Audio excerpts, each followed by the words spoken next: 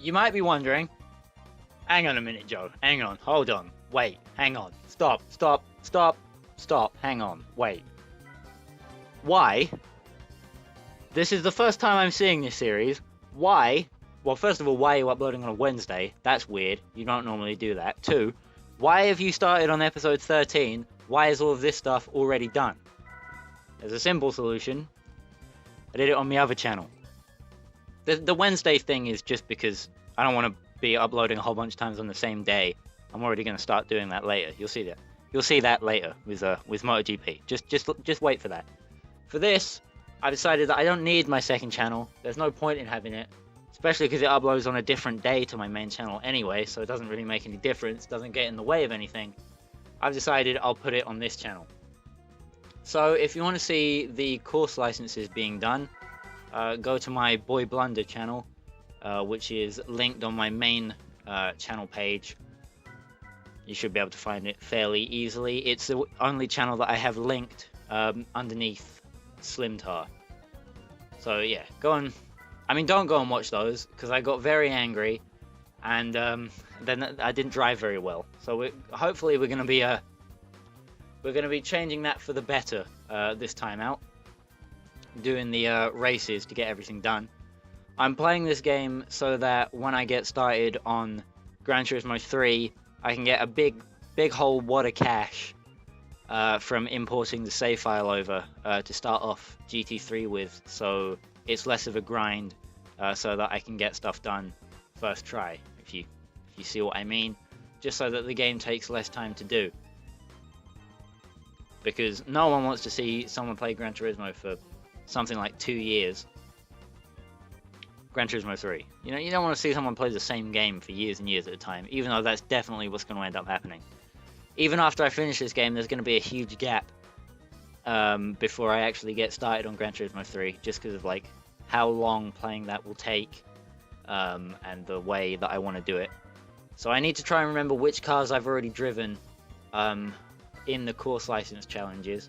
Although if I get confused, I could probably go and check, because it displays what cars I've already driven there anyway. I am going to go through all the different classes, racing cars, you know, new cars, Europe and Pacific, concept cars, etc. Maybe that'll be on an episode by episode basis. Like if I get more than one race done, I'll stick with the same class. Today's class is going to be on concept cars, because I want to check how the game scales for opponents. Because, right, there aren't actually that many cars in this game, so it's not very much a Gran Turismo game. It's what we'd call it's the Gran Turismo sport of the 2000s, I think. Just a Gran Turismo game that's a huge diversion from what they normally do.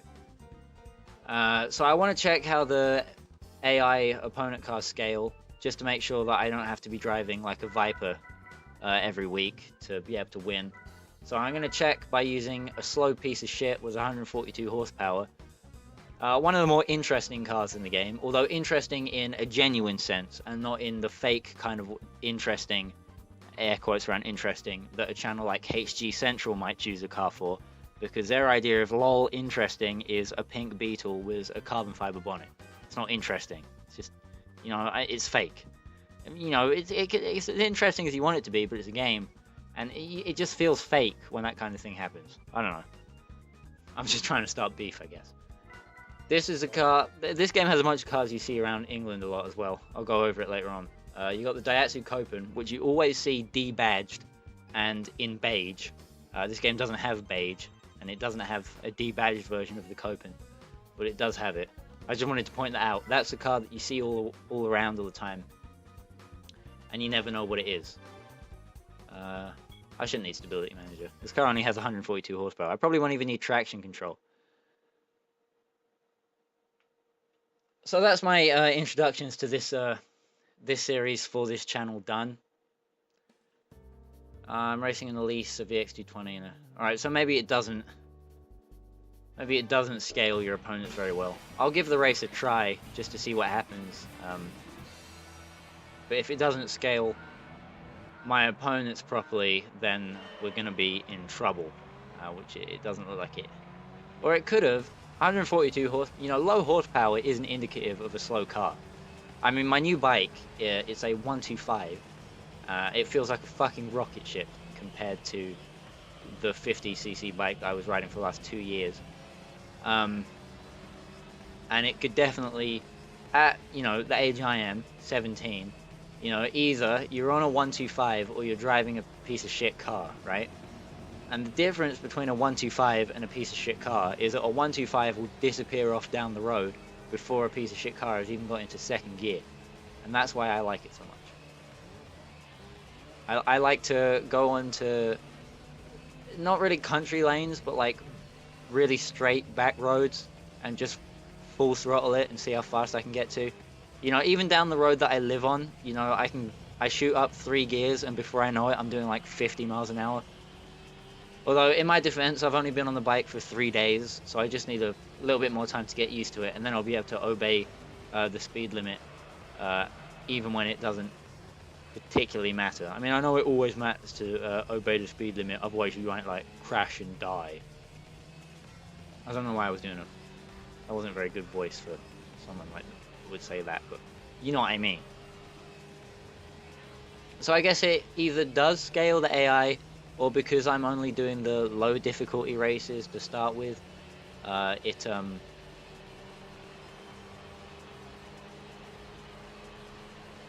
on a minute, I've just had a thought, right? Getting the gold, sorry if it felt like I dropped that point early, but I feel like you could infer that, you know, I'm doing the low difficulty races, so the AI won't be very difficult to beat.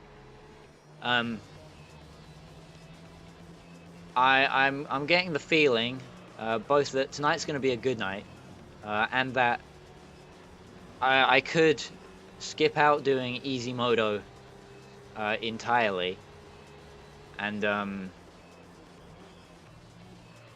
just cut straight to the hard races, because doing the license challenges, you know, if you got gold, you got given the prize for silver and gold at the same time.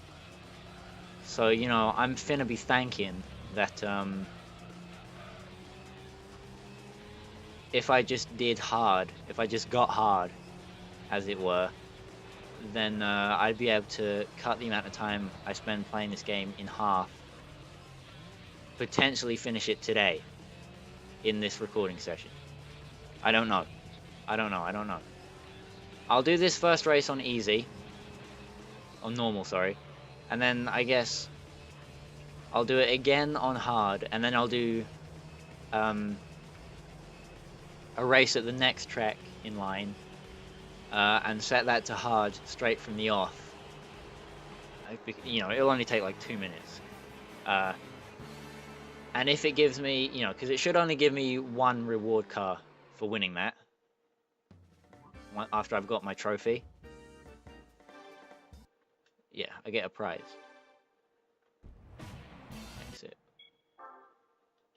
Exit. Right, 1 car. Is that a Mini?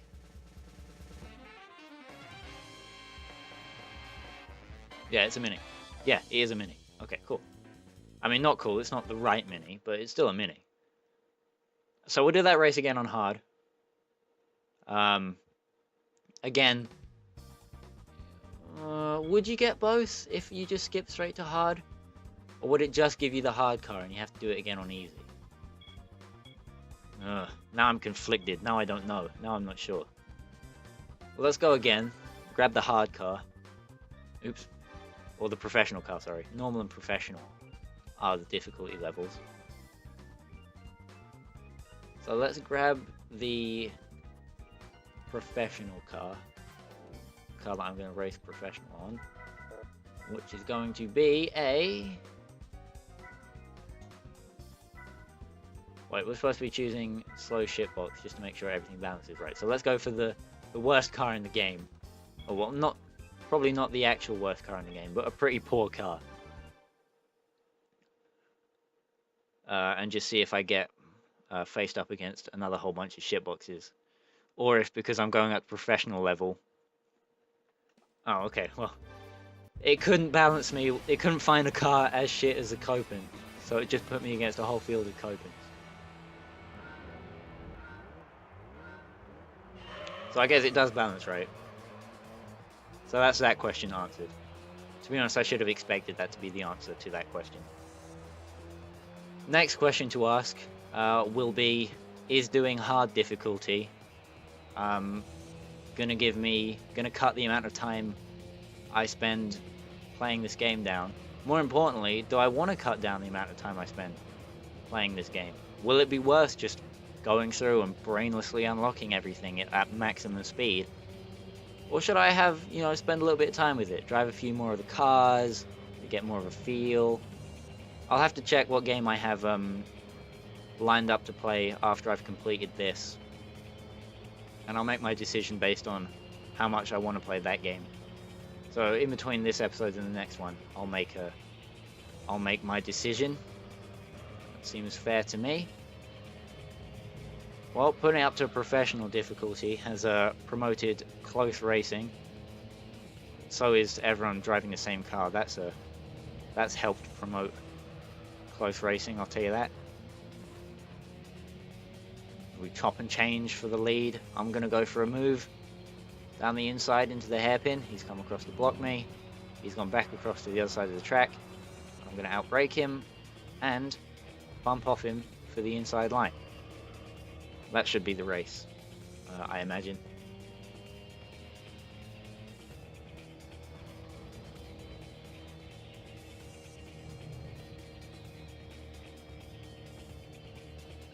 Didn't realize this car was going to struggle to hit 60 miles an hour. I might not be able to get this race done before we're 15 minutes in. And I know I'm being kind of hypocritical when I say that HG Central and that kind of channel chooses the interesting car when it's not really interesting. It's just ugly and weird and dumb. But I chose this car because it's relatable. I chose this car because I see it around all the time, and I know that other people see it around all the time, and no one fucking knows what it is because it never has badges on it. At least I think this is a car. It looks a lot like it. Got a Black Panther versus White Panther over here, or African American Panther and Caucasian Panther is a politically correct term for that movie.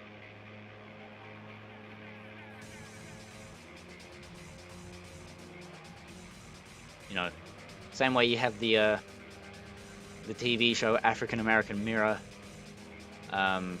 My personal favorite, one of my top 3 favorite movies of all time, African American Rain. And I've run out of jokes for that, but just replace the word black in the title of a movie with African American. Just to make sure you don't get in trouble with anyone. XD. That's my edgy joke of the week.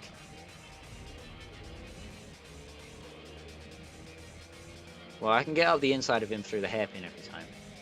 What remains to be seen is if I can stay ahead over the finish line, because he gets some serious what the hell is look behind? Okay, because he gets some serious rubber banding going down the straight.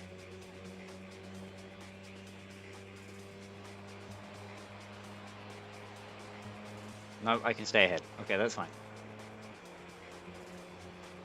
We'll have a T-brake going down the front straight there, I think. Jesus.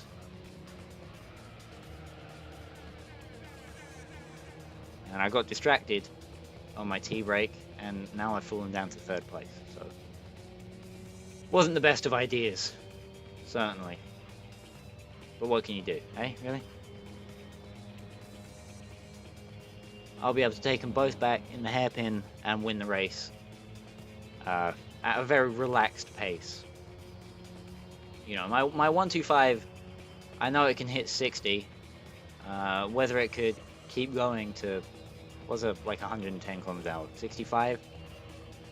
I'm not sure if I could quite reach the dizzying heights of 65 miles an hour on my 125, but I know that I could get to that speed a lot quicker than these cars would be able to get there. So I think a race would be close. Not necessarily around this track, because the whole thing would be flat out and they'd probably claw me back in. And you don't really have to slow down too much for the corners. So my acceleration bonus... Oh shit, I'm gonna lose. For fuck's sake, I hate rubber banding so goddamn much. Well, let's try something desperate. No, not gonna work. Alright. I'll see you next week. We'll come back with an actually drivable car. And we'll find out... First of all, we'll find out if I'm gonna just be able to cut straight to hard for the rest of the series. And we'll find out whether or not I'm gonna... If I want to rush this game. So, you know, we'll sort it all out.